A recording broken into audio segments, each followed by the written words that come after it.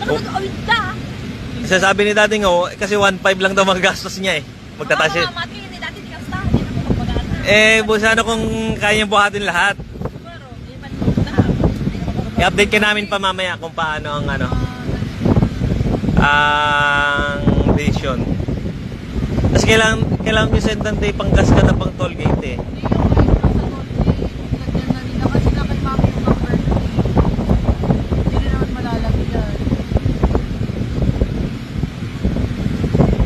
Slow connection.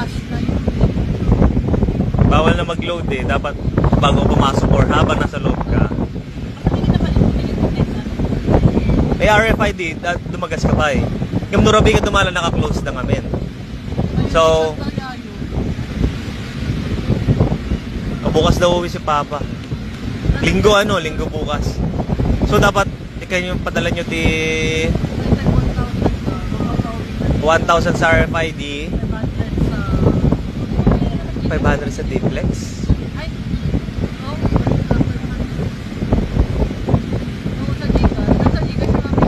Sinasabi naman ni Mami, hindi naman, hindi pa niya alam kung ilan yung balag. Magagamit naman nila eh. Hindi naman mapupunta sa yun eh. Ayun na. May load man, di at least may laman na. Sure ball na sila. Shoutout kay Tita Ye. Happy New Year.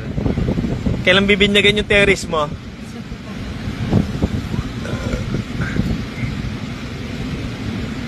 Ilang part? Isa pa lang. Yung shades ko pala. Pero maloob pa yung lupa. Pwede bang lagyan? Laki kasi yung kwarto niya. Kirahatin pa ba?